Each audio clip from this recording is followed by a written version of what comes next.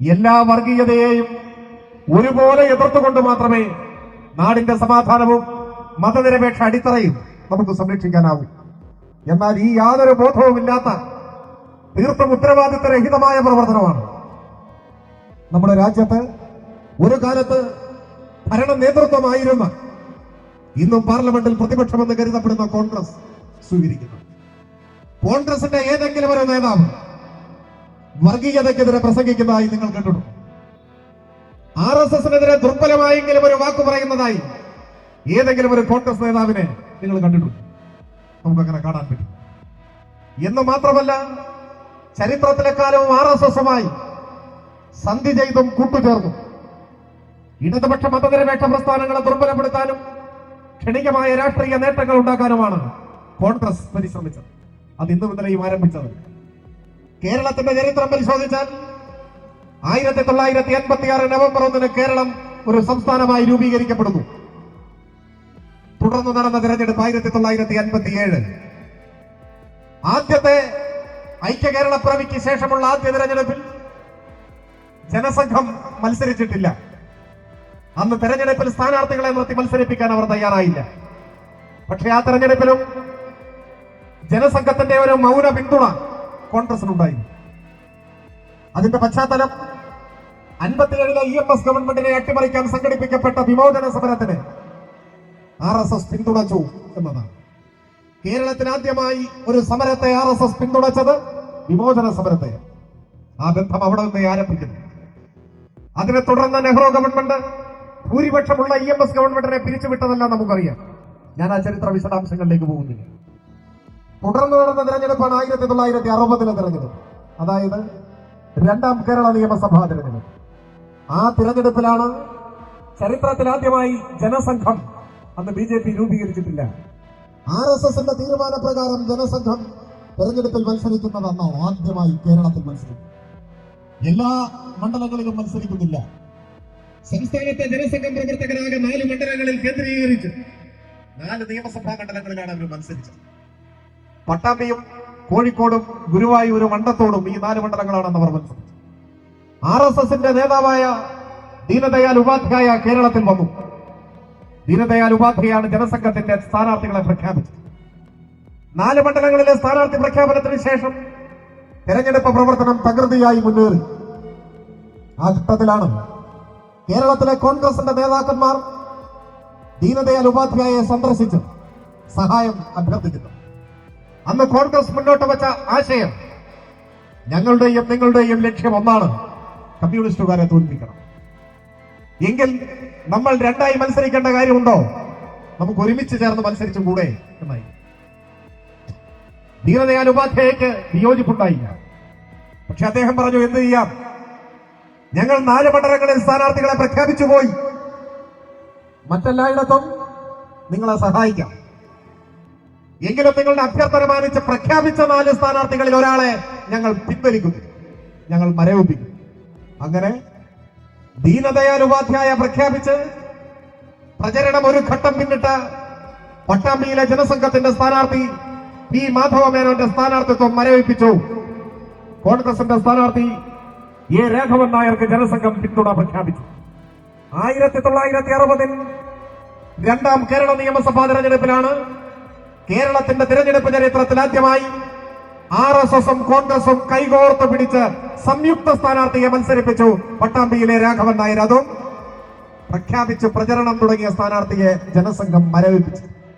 അങ്ങനെ ആ തെരഞ്ഞെടുപ്പിൽ കോൺഗ്രസും RSSും കൈകോർത്ത് പിടിച്ച് സംയുക്ത സ്ഥാനാർത്ഥിയെ മത്സരിപ്പിച്ചത് പട്ടാമ്പിയിൽ ആരെ തോൽപ്പിക്കാനായിരുന്നു എന്നുകൂടി നമ്മൾ മനസ്സിലാക്കേണ്ടതുണ്ട്.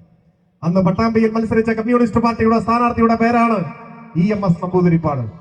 EMSനെ തോൽപ്പിക്കാൻ 60 തെരഞ്ഞെടുപ്പിൽ പട്ടാമ്പിയിൽ RSSനും കോൺഗ്രസിനും സംയുക്ത സ്ഥാനാർത്ഥിയായി. ഞാനിവിടെ പറയുന്നത് ഏതെങ്കിലും ഒരു രഹസ്യ ധാരണയെ കുറിച്ചല്ല, തെരഞ്ഞെടുപ്പിലെ നീക്കുപോക്കിനെ കുറിച്ചല്ല. നീക്കുപോക്കിനും ധാരണയ്ക്കും അപ്പുറം ജനങ്ങളുടെ മുൻപാകെ പരസ്യമായി RSSനും കോൺഗ്രസിനും സംയുക്ത സ്ഥാനാർത്ഥി ഈ കേരളത്തിന്റെ അനുഭവമാണ്. പറഞ്ഞു വന്നത് വർഗീയ രാഷ്ട്രീയത്തെ പ്രതിരോധിക്കാനല്ല, നൈമിഷികമായ രാഷ്ട്രീയ നേട്ടങ്ങൾക്ക് വേണ്ടി RSSന്റെ തോളിൽ കൈയിട്ട് നിൽക്കാനാണ് രാജ്യമെമ്പാടും കേരളത്തിലും കോൺഗ്രസ് തയ്യാറായിട്ടുണ്ട്. ഇത് ഒറ്റപ്പെട്ട ഒരു അനുഭവമല്ല. ഒരു ദശാബ്ദം കഴിഞ്ഞപ്പോഴാണ് 1971 പാർലമെന്റ് തെരഞ്ഞെടുപ്പ് വന്നത്. പാർലമെന്റ് തെരഞ്ഞെടുപ്പിൽ പാലക്കാട് ലോകസഭാ മണ്ഡലത്തിൽ CPIM-ന്റെ സ്ഥാനാർത്ഥിയായി മത്സരിക്കുന്നത് സഖാവ് AKG ആയി. പാവങ്ങളുടെ പടത്തലവെന്നറിയപ്പെടുന്ന കേരളത്തിലെ ഗണ്യമായ ഒരു വിഭാഗം സാധാരണക്കാരായ മനുഷ്യർ ദൈവതുല്യനായ നേതാവായി കണക്കാക്കിയ നേതാവാണ് സഖാവ് AKG. AKGയെ തോൽപ്പിക്കാൻ 71 പാർലമെന്റ് തെരഞ്ഞെടുപ്പിൽ പാലക്കാടും കോൺഗ്രസും RSSും പരസ്യമായി കൈകോർത്തു. ഇത്തവണ RSSന്റെ നേതാവിനെയാണ് കോൺഗ്രസും പിന്തുണച്ച് സംയുക്ത സ്ഥാനാർത്ഥിയാക്കിയത്. RSSന്റെ ജില്ലാ കാര്യവാഹകായിരുന്ന പ്രൊഫസർ TC ഗോവിന്ദൻ കോൺഗ്രസിന്റെ കൂടി സ്ഥാനാർത്ഥി. മുസ്ലിം ലീഗും ആ സ്ഥാനാർത്ഥിക്കാണ് പിന്തുണ. കോൺഗ്രസും ജനസംഘവും മുസ്ലിം ലീഗും സംയുക്തമായി AKGയെ തോൽപ്പിക്കാൻ RSSന്റെ ജില്ലാ കാര്യവാഹകനെ സ്ഥാനാർത്ഥി. പട്ടാമ്പിയിലെ പോലെ പാലക്കാടും പ്രബുദ്ധരായ ജനങ്ങൾ പക്ഷേ വർഗീയ വലതുപക്ഷ കൂട്ടുകെട്ടിനെ പരാജയപ്പെടുത്തി തോൽപ്പിച്ചു. അത് കഴിഞ്ഞ് ദേശീയ തലത്തിൽ തന്നെ സമാനമായ പല സാഹചര്യങ്ങളും ഉണ്ടായി. രാജീവ് ഗാന്ധി പ്രധാനമന്ത്രിയായിരിക്കുന്ന കാലം നിങ്ങൾ ഓർക്കുന്നുണ്ടാവും. ഇന്ത്യയെ പിടിച്ചുകുലുക്കിയ ബൊഫോഴ്സ് കുംഭകോണത്തിന്റെ കാലം.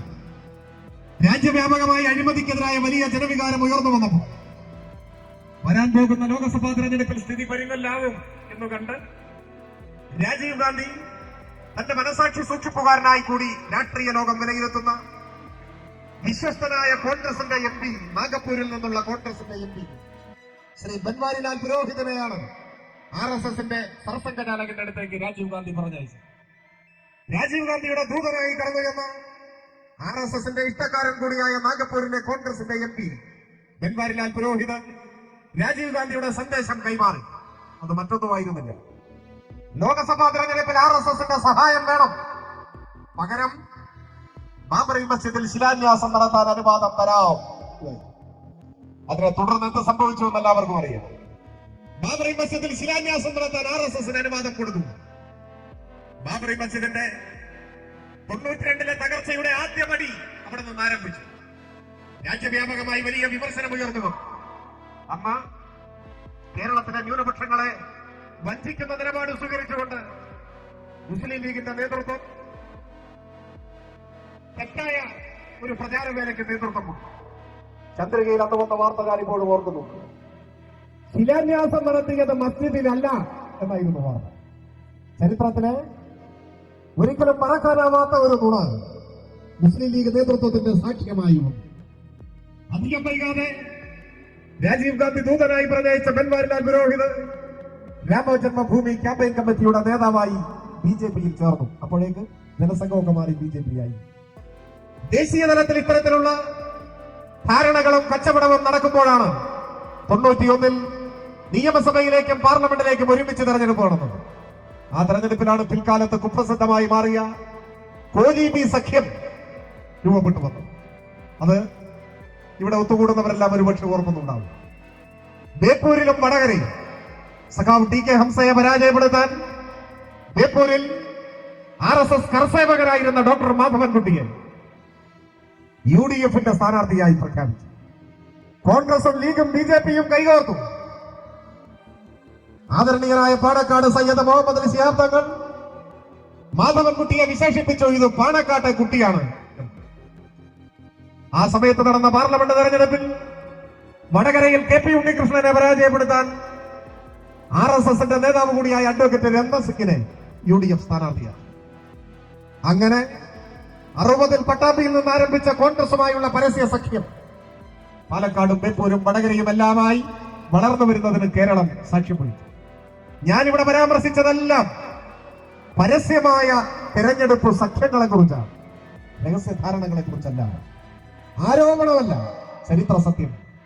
രഹസ്യധാരണയുടെ വിശദാംശങ്ങൾ ഞാനിവിടെ പറയുന്നില്ല. കാരണം അതറിയാൻ താല്പര്യമുള്ളവർ അക്കാലത്ത് BJPയുടെ സംസ്ഥാന പ്രസിഡന്റായിരുന്ന KG മാരാരുടെ ആത്മകഥ വായിച്ചാൽ മതി. അതിലൊരു അധ്യായം ഇതിനെക്കുറിച്ച് മാത്രം പ്രതിപാദിക്കുന്നു. പാഴായ പരീക്ഷണം എന്നാണ് അധ്യായത്തിന്റെ പേര്. കേരളത്തിലെ 50ഓളം നിയമസഭാ മന്ദിരങ്ങളിൽ കോൺഗ്രസുമായി K കരുണാകരനുമായി ധാരണയുണ്ടാക്കിയ ചരിത്രത്തെക്കുറിച്ച് വിശദമായി അതിൽ KG മാരാർ പറയുന്നു. പക്ഷെ ഇവിടെ ജയിക്കാൻ പറ്റില്ല, അതാണ് പാഴായ പരീക്ഷണം എന്ന്.